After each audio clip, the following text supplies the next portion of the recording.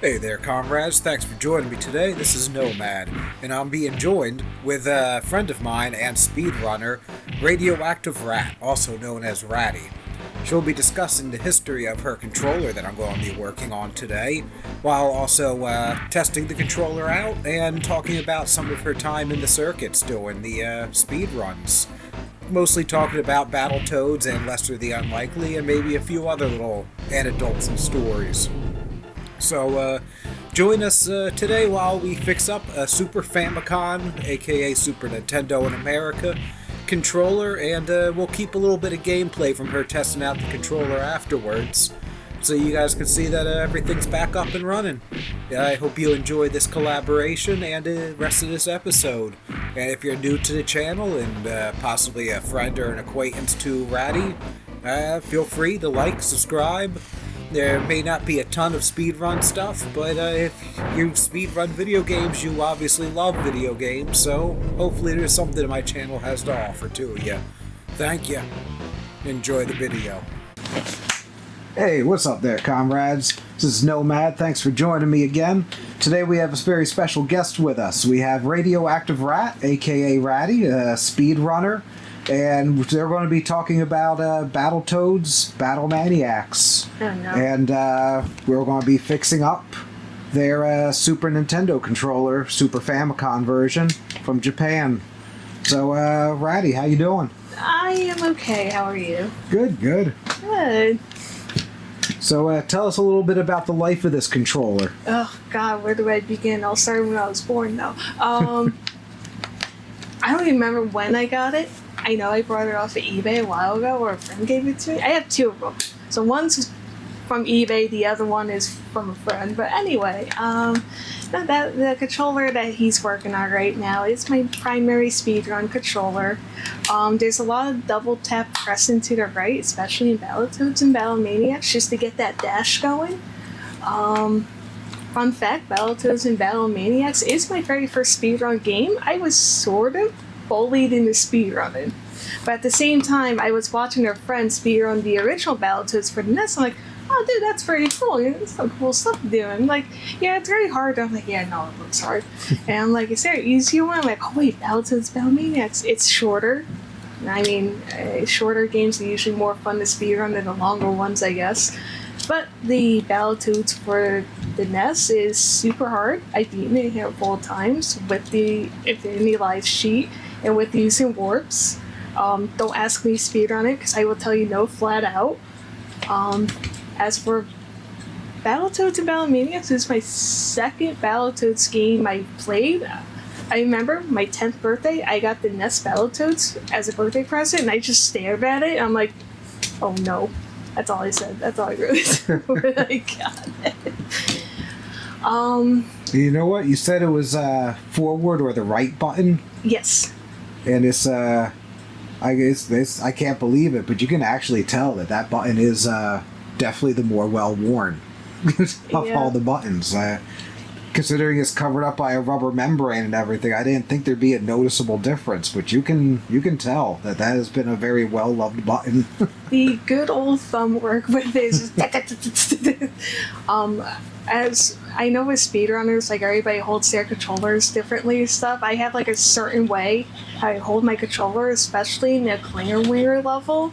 Like, so that level, I know I'm skipping ahead with levels in the game. It's like the 6th or 7th level before the bonus. I can't think off the top of my head. But with that game, you have to, or that level, you have to be precise with the directional pad. A lot of times, as of recently, every time any direction would be toward the right, I noticed my toad would slow down. And then the rat catches up to me usually, and then I'm usually dead half the time from that.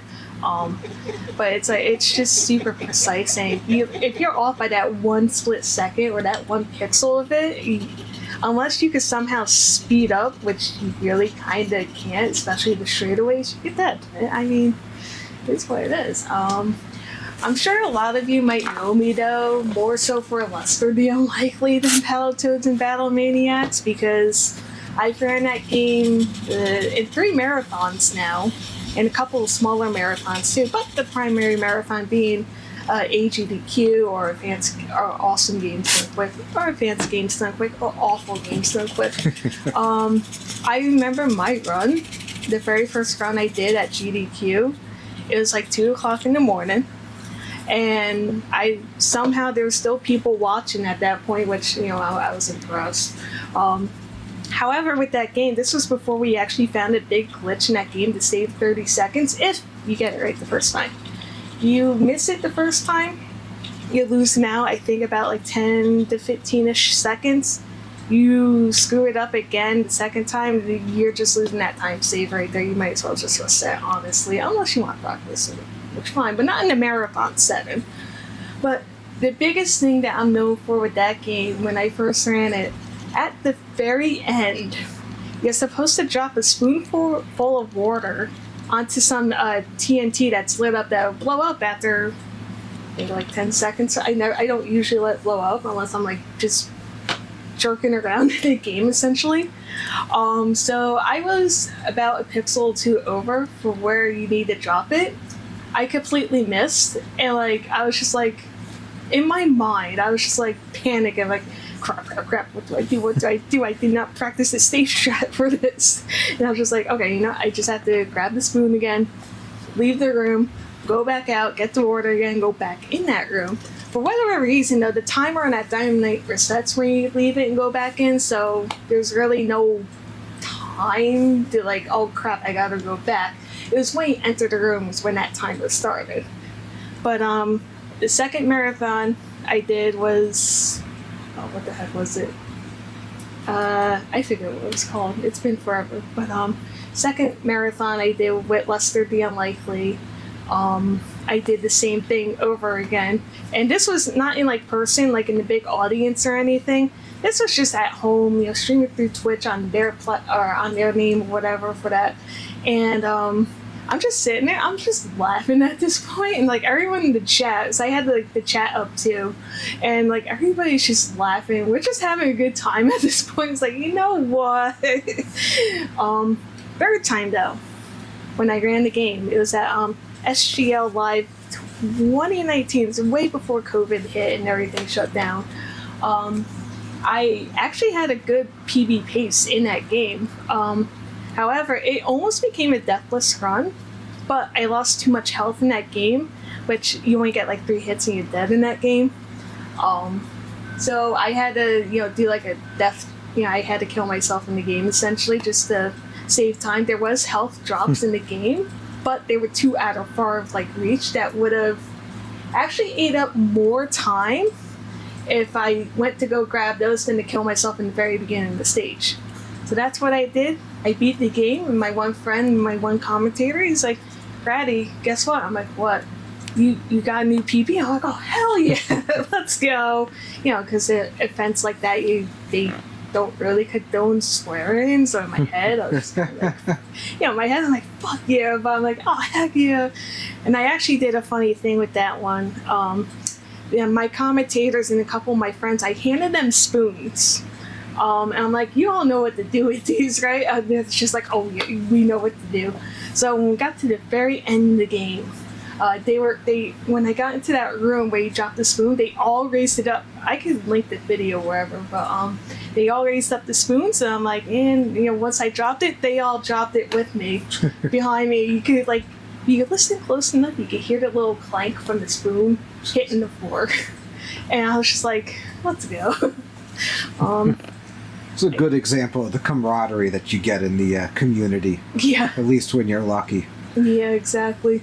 The fun fact, though, about that run, in the practice room before, because my run wasn't for, like, a little over 24 hours, so I'd be in the practice room practicing the game, practicing one skip to save for 30 seconds.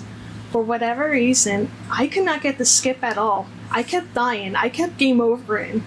And I'm just sitting there. I'm getting frustrated. I'm like, shit. I'm like, my run is coming up soon. I don't need this luck right now. I'm like, what is going on with me? There is a code in that game to level skip to that level, but I can't get it for whatever reason. Because you have to, like, insanely press 2 buttons at once at the title screen to get it, and I guess I'm not fast enough. I don't know. So the day of my run, I'm just like nervous, and I'm like, my friend comes in and practice, and he's like, right, you ready? I'm like, I guess. I haven't passed this stage since practicing, but okay, let's see. And then all that bad luck turned into good luck at the end, and I was happy with it. Yeah. So what is the average time for doing a run on the Battletoads? Battletoads, it doesn't matter who you play as. There's actually a big difference playing as Rash and Pimple. Both their hitboxes are different, and their speeds are a little bit different when you do the double tap to make them dash. The average time I want to say is about like 20 minutes. That's average alone. As for like if you have like a perfect run, it's lesser than that. I think the world record right now for it is like in the 18-minute area. I'm not 100% sure. I haven't checked on it in a while. So would you say that there's like a kill point, like a restart point? Like if you mess up a certain area, is it just like might as well just start over and kill the run? So basically, a lot of the game is a lot of auto-scrolling, essentially, if you want to call it that, because the first stage is to beat 'em up. The second stage is basically an auto-scroller, but it does stop. It doesn't keep going because you have to defeat the enemies on the screen. There are certain ways to defeat those enemies to make the screen continuously moving. So fun fact with that game, I go by audio cue in that game to know if I'm behind or ahead. So in the second stage, Hollow Tree, for example, this is one part I listen to in the music, and if I hear it, and if I'm not ahead, I usually reset because I'm like, oh, I'm losing time, I guess. But if I don't hear it just yet after this one part in the game, then I'm like, oh, okay, I'm ahead of time, so I'm doing good. But there's stuff in the level that can, lose that time on you, etc. I would say the most infinite stage, though, in any Battletoads game, and that's any, would be the Turbo Tunnel. A lot of people find that the hardest stage in the game ever. They're like, oh, this is impossible to beat, blah, blah, blah, blah. I'm like, guys, it's literally a pattern if you think about it. All you have to do, yes, it's fast, and especially towards the end where the walls and stuff don't blink at all, they just come right at you. You just really have to pay attention, honestly. Like, don't blink. And that's what I do in Turbo Tunnel. I do not blink. Because it doesn't really last that long. Like, it's almost like if you're playing a rhythm game, you just gotta, you just zoom in and just hyper focus on it. I think that the problem I always had with the hyper tunnel, and one reason why I don't think it's probably the hardest thing though, is I would do it, and it's not so much the speed of it that ever got me as much as it was when they throw it at you. You don't understand all of the physics. Mm-hmm. You don't understand exactly how to hit the platform. Do you need to jump on the platform? Do you jump at the beginning or at the end of the platform? Like when you hit a ramp, like it's the timing. Yeah. But once that timing clicks and you know the position where you're supposed to be hitting your button, the Turbo Tunnel's not that bad. The whole game is hard. So if you die and game over at the Turbo Tunnel, yeah, it sucks because now you got to play all the way back up to it. And I think that's one of the roadblocks. You don't get enough time and opportunities to really hone in, like learning the Turbo Tunnel. Yeah. Unless you have a flash cart with the game installed on it, you can save state and practice all you want to your heart's content with that level. Or any level, really, that you struggle with. Because, another level that people do struggle with, well, at least from what I know, or at least what I do sometimes, it's the snake level, Karnak's Lair. Sometimes the hitboxes in that game, like the NES one and the Super Nintendo one, like the hitboxes to me feel kind of a little bit the same, but everybody's different on that. It's the spikes. Like you think you're away from it, you go to jump, and all of a sudden, like you're dead because you hit that spike. And I'm just like, what was the hitbox on that? Like, what got me exactly? Hello? I've lost runs in that level too due to stupidity and hitting the spike somehow. Or the ice physics in the last room in Battletoads the Battle Maniacs. So the last room is all ice physics, except for the snakes. The snakes are not for whatever reason, but like the whole level itself, it is, or that room is. And it's like, if you don't slide far enough in that beginning part, you're gonna be stuck under a spike, and that's instant death right there. And it's like, there's no way out of it. It's like, oh, that's a nice little trick there, game. Cool, I guess. Good on you. Good on you. Exactly. Battle Maniacs is a little bit more friendlier, obviously, because you actually do have 2 bonus stages where you could collect enough. One bonus stage, you're collecting pins, like bowling pins. The other one, you're collecting dominoes. Not the pizza brand, but like the domino block thingies with the little circles on them. I mean, yeah, they look like the dominoes. Anyway, with those levels, the first bonus stage with that one, you actually have to go far into that bonus stage before you could kind of just like kill yourself in that, but you don't lose a life. Like, it just ends the bonus stage. Like with any bonus stage in any game, if you hit a spike or you take too many hits with something or whatever, that's the end of that bonus stage. You get whatever points or whatever you collected throughout that. The other bonus stage with the dominoes, that one literally ends in like 15 seconds. However, that bonus stage music in that one is such a banger, you don't even get to hear the whole thing. That's the sucky part about it. I'm like, I really wish I didn't speedrun this sometimes, because the instinct just takes over where I just want to play it regularly, and it's just like, oh, well, okay, sure. No extra lives for me, I guess. No banger music for me, I guess. Yeah. Then there's Rat Race. Not against me, because I'm not in the game, and I'm not an ugly rat that they show in the game. That one, I know the next one is super hard. Trust me, and that's a lot of double tapping just to dash and try not to hit platforms, otherwise you lose your speed. But the Battle Maniacs one kind of works similarly, where you double tap to get the speed. You try not to land on the platforms, because every time you hit a platform to like land, it resets your speed. You lose your dash. So you basically want to try to memorize the pattern just to get a straight shot down into the section where you reach to the Diamond Knight, words, to blow up the rat so you can continue on to the next section. Rinse and repeat, the sections aren't the same, it's different patterns, and the rat gets faster for whatever reason. I don't know if he has like turbo jets on him or anything. It's that Mario Kart style rubber banding, you know? They gotta make sure it's unfairly fair. Yeah, it's like playing Mario Kart on the Super Nintendo on 150cc, forget about it. Like, you end up in the water and the lava, you have to get taken out of it, forget about it. You're not getting back in the first place, buddy. No way. Even with, like, if you're lucky, and I mean lucky, to get the lightning bolt in that game, you're still not getting back in first. Oh, the memories. Oh God. I don't want to talk about that anymore.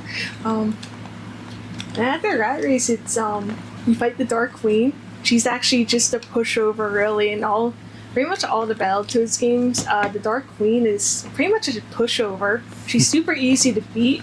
Her attacks are pretty much nothing, if at that. It's in a pattern, so you can easily memorize the pattern.